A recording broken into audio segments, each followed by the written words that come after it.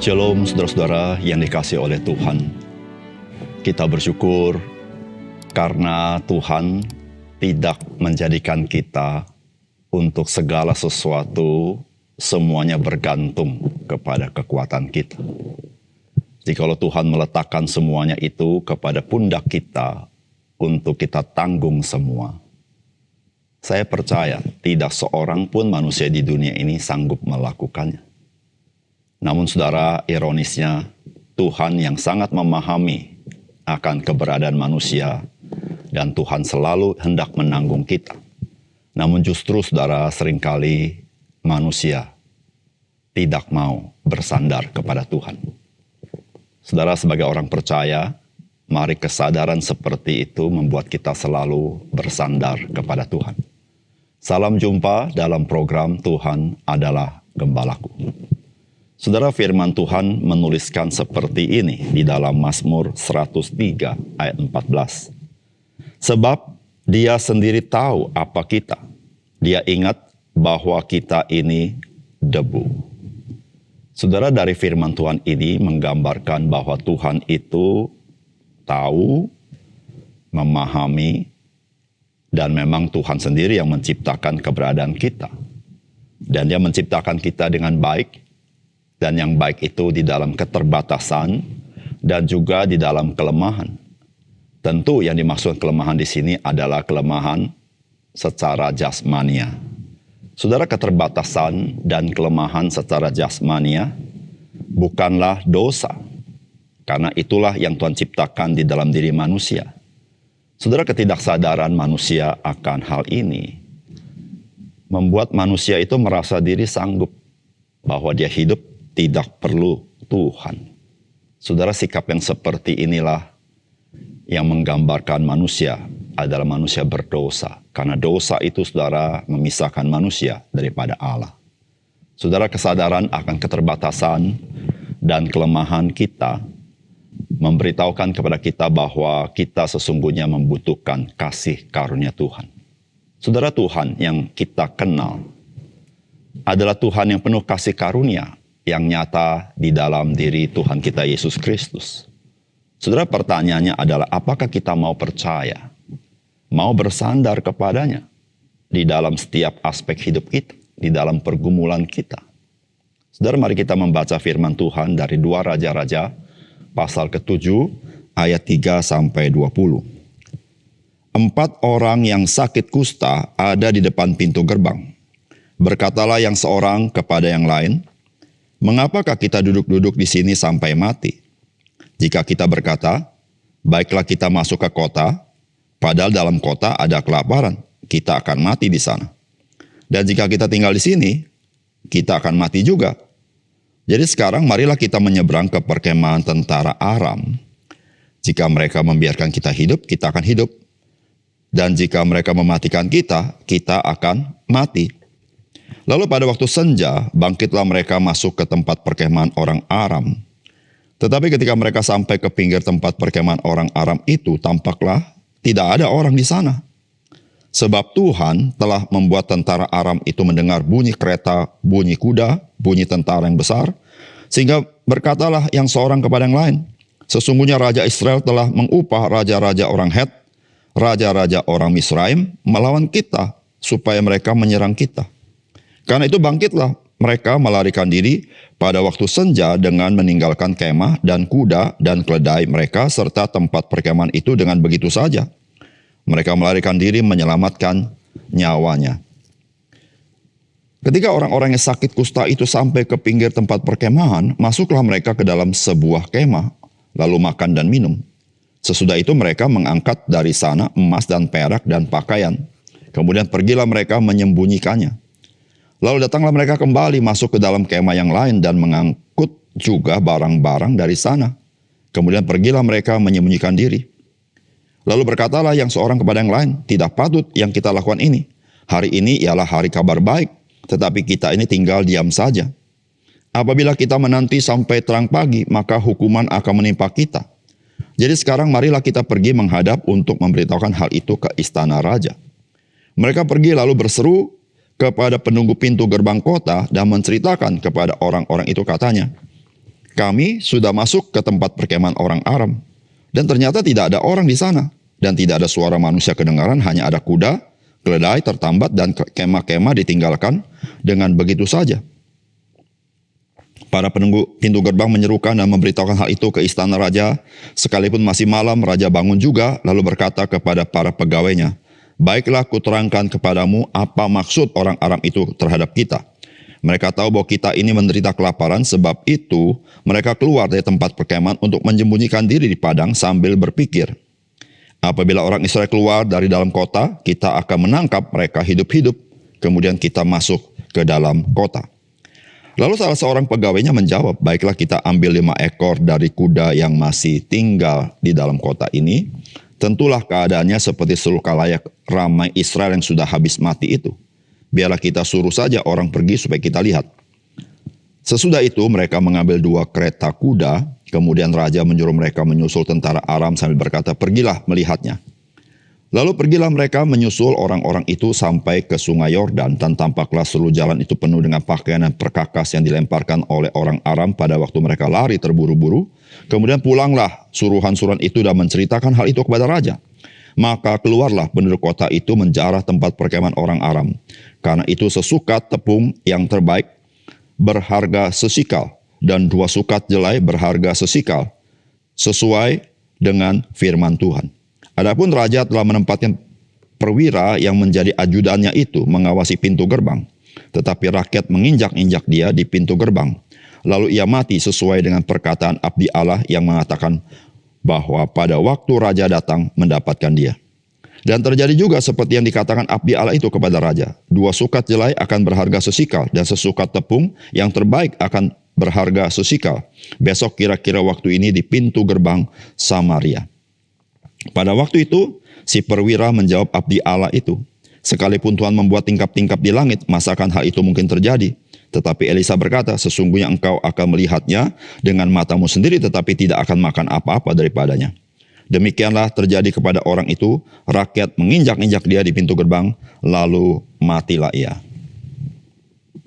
Saudara yang dikasihi oleh Tuhan, bagian firman Tuhan ini ingin mengatakan kepada kita, apa yang Tuhan firmankan, itu pasti terjadi.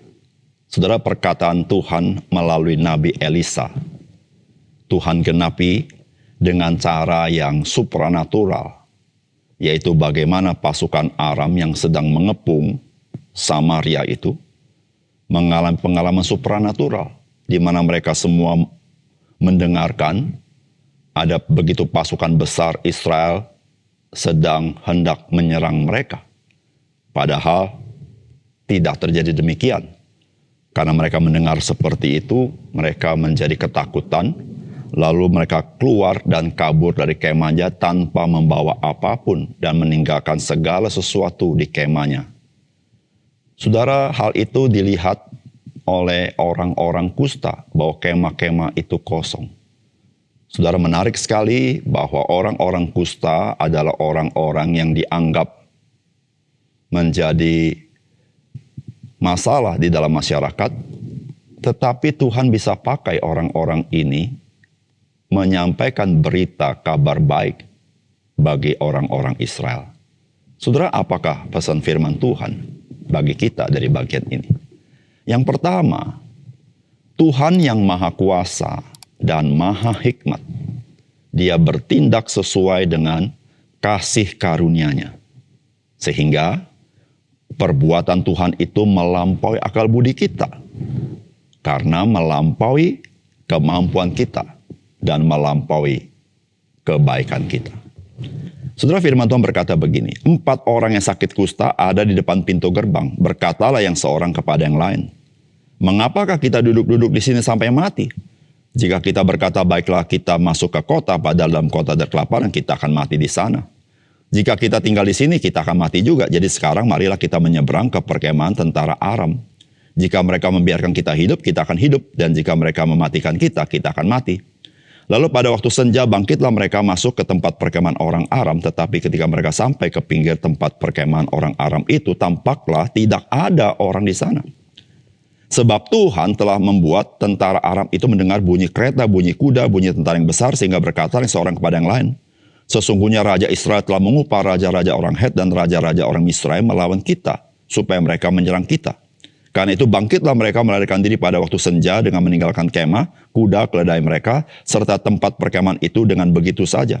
Mereka melarikan diri, menyelamatkan nyawanya. Saudara, bangsa Israel sedang dikepung oleh tentara Aram. Dan saudara, tidak heran mereka menjadi bangsa yang sedang mengalami kelaparan besar, sehingga harga-harga kebutuhan pokok menjadi sangat tinggi, saudara, dan masyarakat tidak sanggup membelinya. Namun saudara-saudara, Nabi Elisa sudah memberitahukan bahwa satu kali bahwa harga barang akan turun, saudara. Namun saudara, bagaimana bisa dipercaya perkataan Nabi Elisa karena pasukan Aram terlalu kuat, saudara. Sehingga saudara, seorang daripada perwira, daripada Raja Israel pun tidak percayakan hal itu. Saudara, dalam kisah ini, saudara-saudara, menarik sekali bahwa ada percakapan dari 4 orang kusta. Dan percakapan itu percakapan yang masuk akal. Karena orang kusta ini berkata, jikalau mereka itu tetap di pintu gerbang, mereka akan mati. Tapi kalau mereka itu masuk ke kota, mereka juga mati karena kota sedang kelaparan.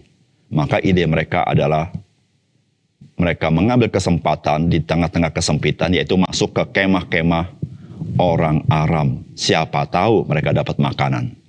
Dan kalaupun orang Aram itu membunuh mereka, mereka berkata sebenarnya dimanapun mereka ada, mereka pun akan mati. Tetapi saudara, melalui semuanya itu, maka orang Israel mendapat informasi bahwa orang-orang Aram sudah tidak ada lagi di kemah mereka. Artinya, orang Israel sudah tidak lagi dikepung oleh orang-orang Aram, bahkan lebih daripada itu, harta benda dan segala macam yang orang-orang Aram miliki bisa dimiliki oleh orang Israel. Saudara, jikalau kita menyaksikan kisah ini, apakah memang Allah begitu mengasihi bangsa Israel karena Raja Israel adalah raja yang baik? Saudara, tidak. Saudara, Raja Yoram adalah raja yang jahat. Tetapi saudara, Tuhan yang maha kuasa itu, Tuhan yang maha hikmat itu, dia berbuat sesuatu melepaskan bangsa Israel daripada penderitaan mereka. Bukan karena kebaikan Raja Yoram, tetapi semata-mata karena kasih karunia-Nya, saudara. Saudara, disitulah saudara-saudara, kita seringkali tidak memahami akan apa yang Tuhan kerjakan di dalam kehidupan kita. Bukan saja karena Allah itu maha kuasa, dia sanggup berbuat apa yang dia bisa kerjakan, karena dia mampu. Bukan saja Allah itu penuh hikmat, karena dia sanggup melakukan segala sesuatu sesuai dengan pengetahuannya. Tetapi saudara, Allah juga punya kasih karunia. Sehingga saudara-saudara, logika kita tidak sanggup mengerti bagaimana Allah itu berbuat di dalam kehidupan kita. Oleh karena itu saudara, di tengah-tengah hidup kita, yang seringkali kita memberikan patokan-patokan, ukuran-ukuran sesuai dengan kekuatan kita, situasi dan kondisi kita. Tetapi melalui firman Tuhan hari ini, kita mengerti Allah yang maha kuasa dan penuh hikmat itu, dia juga bekerja berdasarkan kasih karunia, yaitu Allah melakukan sesuai dengan kebaikannya. Saudara, disitulah kita mengenal Tuhan itu baik, karena dia tidak memperhitungkan segala kelemahan, kekurangan kita, bahkan dosa kita. Bahkan dia menanggungnya di atas kayu salib, dan dia memberikan berkat rohani berkelimpahan, bahkan dia menjadi gembala di dalam kehidupan kita. Yang kedua, saudara, dari bagian firman Tuhan ini mengajarkan kita agar kita ini percaya kepada firman Tuhan. Saudara, firman Tuhan berkata, maka keluarlah penduduk kota itu menjarah tempat perkemahan orang Aram, karena itu sesukat tepung yang terbaik berharga sesikal, dan 2 sukat jelai berharga sesikal. Sesuai dengan firman Tuhan, adapun raja telah menempatkan perwira yang menjadi ajudannya itu mengawasi pintu gerbang, tetapi rakyat menginjak-injak dia di pintu gerbang, lalu ia mati sesuai dengan perkataan abdi Allah yang mengatakannya pada waktu raja datang mendapatkan dia. Dan terjadi juga seperti dikatakan abdi Allah itu kepada raja, 2 sukat jelai akan berharga sesikal dan sesukat tepung yang terbaik akan berharga sesikal. Besok kira-kira waktu ini di pintu gerbang Samaria. Pada waktu itu si perwira menjawab abdi Allah itu, sekalipun Tuhan membuat tingkap-tingkap di langit, masakan hal itu mungkin terjadi? Tetapi Elisa berkata, sesungguhnya engkau akan melihatnya dengan matamu sendiri, tetapi tidak akan makan apa-apa daripadanya. Demikianlah terjadi kepada orang itu. Rakyat menginjak-injak dia di pintu gerbang, lalu matilah ia. Saudara yang dikasihi oleh Tuhan, apakah mudah percaya kepada Tuhan? Saudara, memang tidak mudah. Apalagi dalam kondisi yang sedang dialami oleh orang-orang Israel, di mana kekuatan tentara Aram begitu kuat, saudara, mengepung mereka. Saudara, tidak ada jalan lolos bagi orang Israel itu. Oleh karena itu, saudara, perwira yang menjadi ajudan raja tidak percaya akan perkataan firman Tuhan yang disampaikan Nabi Elisa. Namun, saudara, dari bagian firman Tuhan ini mau mengajar kepada kita. Saudara, janganlah kita tidak percaya kepada firman Tuhan. Karena setiap firman yang keluar dari mulut Allah itu pasti terlaksana. Karena Tuhanlah yang berkata. Saudara, Tuhan yang berkata, Tuhan yang Maha Kuasa, di mana baginya tidak ada yang mustahil. Saudara, dengan ketidakpercayaan daripada perwira ajudan raja ini, saudara, dia tidak menerima berkat apapun dari kelegaan yang Tuhan berikan kepada bangsa Israel. Dia hanya bisa menyaksikan, tetapi dia terinjak-injak dan dia mati. Saudara, di sini memberitahukan kepada kita, ketika kita tidak percaya kepada firman Tuhan, saudara, kita menanggung akibatnya. Akibatnya tentu bukan akibat yang baik, tetapi akibat yang tidak baik. Dalam kisah ini adalah kebinasaan.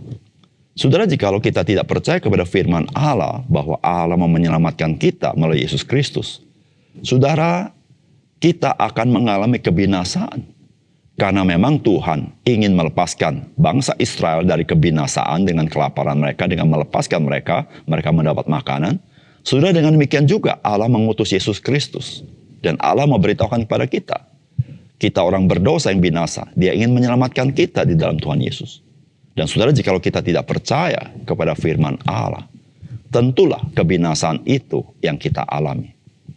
Saudara, ketika Tuhan Yesus memberikan sebuah kisah antara orang kaya dan Lazarus, di mana Lazarus duduk di pangkuan Abraham dan orang kaya masuk ke tempat di mana begitu panas dengan api sehingga dia kehausan. Saudara, dia masih mengingat 5 saudara yang di rumahnya dan meminta Lazarus untuk turun, memberitahukan akan kabar supaya mereka tidak masuk ke tempat yang mengerikan itu.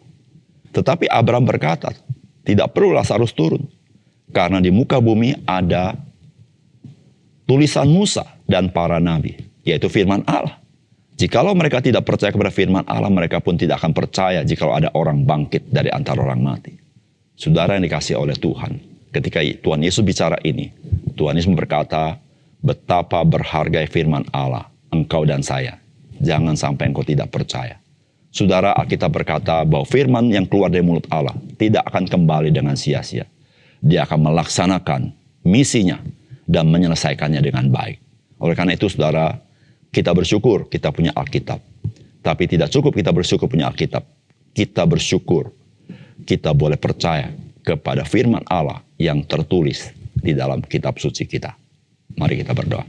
Bapa surga, terima kasih untuk kebenaran firman Tuhan. Biar Tuhan tolong kami supaya mata rohani kami celik. Kami menyadari betapa kami perlu bergantung kepada Tuhan. Perlu bersandar kepada Tuhan meskipun ada banyak hal kami tidak paham. Tetapi kami mau belajar percaya kepada firman Allah. Karena Engkau Allah penuh hikmat, Allah penuh kuasa, namun Allah yang penuh kasih karunia. Terima kasih Tuhan, dalam nama Tuhan Yesus kami berdoa. Amin.